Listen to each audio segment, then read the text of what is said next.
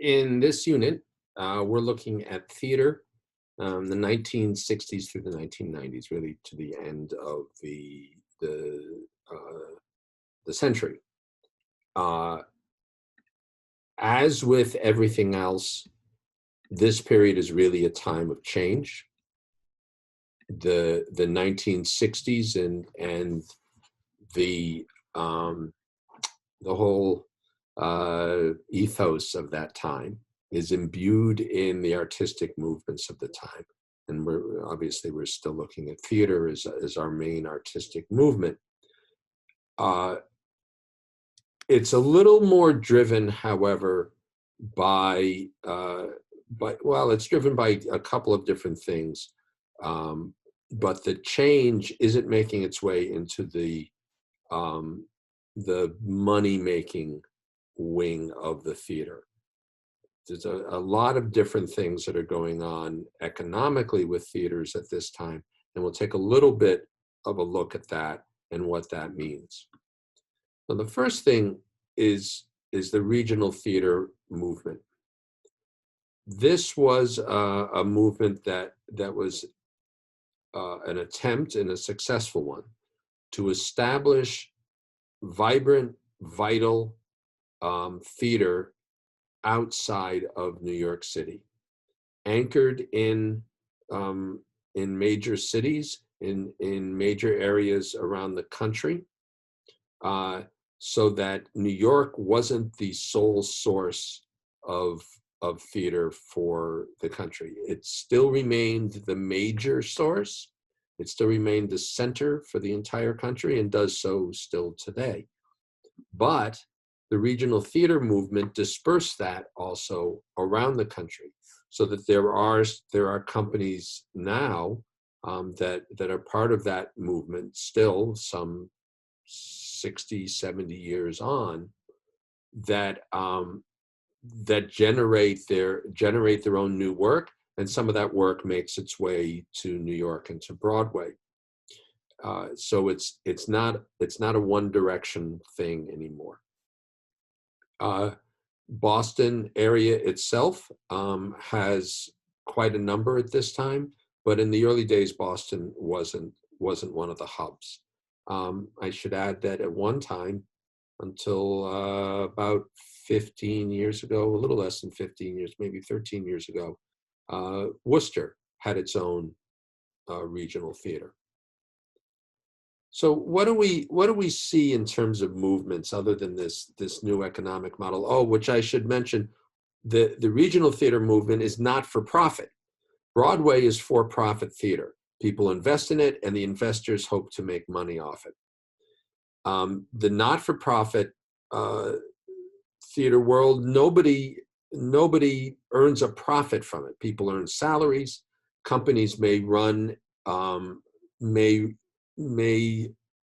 run a profit, but those profits are plowed back into the company. They don't go to individual stockholders or investors. So it's a much different economic model, one that is precarious during bad economic times, but also one that bears a lot of fruit during good economic times. So how do we look at what's going on artistically? First of all, in the 1960s, along with all the kind of social experimentation that was going on, there was experimental theater. And those theater companies like the Living Theater, Theater for the Open Eye, approached theater in a different way. They were largely improvisational. They used the actor as the centerpiece of everything that they did. Sets were not as important. Costume was not as important. Even props might not have been as important as the actor and the actor's voice. They developed new experimental ways of building the actor's physical presence and vocal presence for the stage, and they developed new relationships with the audience. Oftentimes, that relationship was confrontational, deliberately confrontational with the audience. Sometimes it was collaborative with the audience, pulling the audience into the production. So things changed quite a bit. These movements led to what we call the postmodern theater. And this statement on the postmodern theater really encompasses what it's about. That the postmodern theater is an attempt to deconstruct reality. It sees the theater not as an emotional space, but as a new way of seeing the world.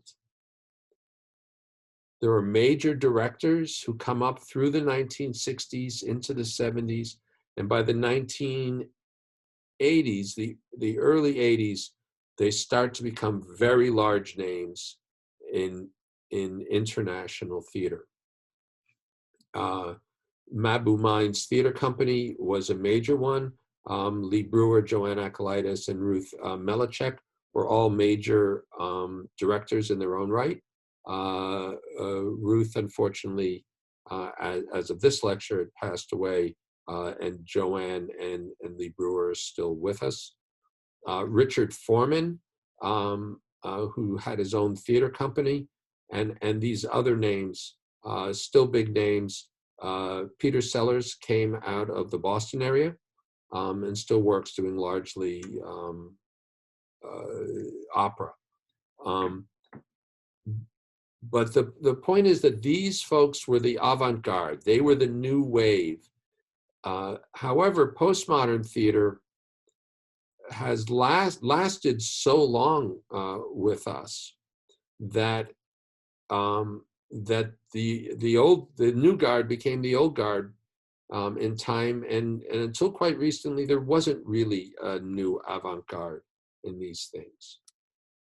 Postmodernism is characterized by a real emphasis on metaphor, and unlike the early experimental theaters of the 60s, it de-emphasizes the actor. What you get is kind of what one director described to me as creating a wave of metaphor for the audience. That multiple images, visual, auditory images, feeling images, even smell images sometimes, that would sweep over the audience, and that the audience would have to choose from amongst those things what to focus on. It doesn't follow any kind of traditional storytelling process. It's often ideologically driven. In other words, you take an idea like, for instance, the development of the atomic bomb, which was made into a production by the Mabou Mines called Dead End Kids. And that's the basis of the production. There's no protagonist in it. There's no antagonist in it. And yet it's highly theatrical, can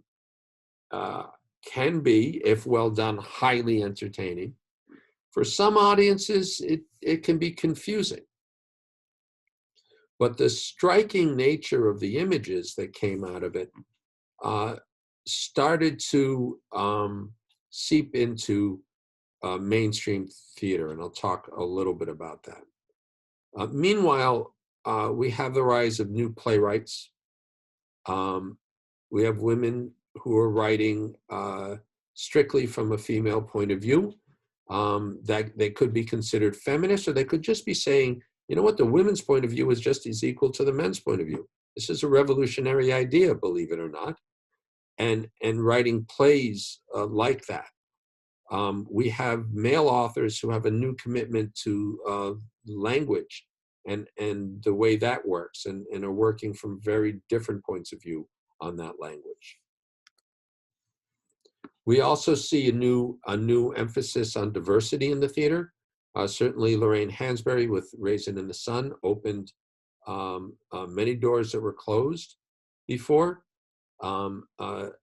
We have new Black theater companies that are established, and we have artistic leaders who are Black. Lloyd Richards, who was a director going to Yale Repertory Theater and becoming the head of the Yale School of Drama. George C. Wolfe became the the artistic director of the Public Theater eventually. We have new voices from playwrights that are coming to the forefront, including August Wilson, whose play Fences that you're going to read. We have our first, in this time period, our first major Asian American playwright, David Henry Hwang, whose first big hit play, M. Butterfly, was a big hit on Broadway, very big hit on Broadway.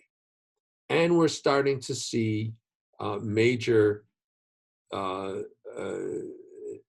Latino, Hispanic, Puerto Rican playwrights from Latin American heritage, Southwestern American heritage, coming to the forefront and giving rise to new plays with new voices. We can't pretend that this has erased all of the barriers to those kinds of ethnic minority voices in theater. It has not. However, it did establish a good foothold, one that I think the theater became complacent with, that in the COVID-19 era and the Black Lives Matter era, we're seeing being re-examined and reinvigorated. One of the other ways that we see diversity in the theater is through gay theater. Now, this starts fairly early in this process with the play The Boys in the Band, just a play about the relationships of a group of gay men. And it moves into domestic issues.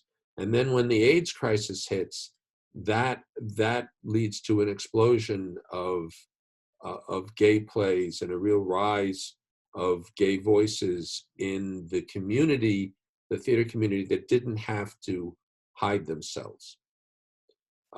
Culminating really in one of the masterworks of the American stage, Angels in America, which comes in two parts, and is, if you do both parts together, it's 6 hours of theater. These are large, sprawling American plays that puts AIDS and gay issues at the center, as a kind of blistering critique of the American socio-political system. However, with all of this experimentation and with all of this new postmodernism, with all of these new ethnic and racial voices that are appearing, realism still remains the primary writing style.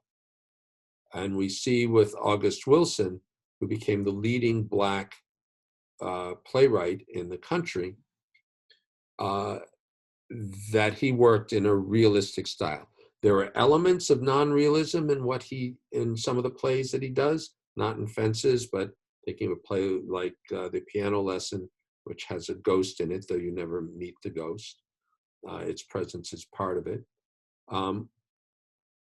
We see realism very strong. We also see the influence of film on both the writing of plays and the presentation of plays.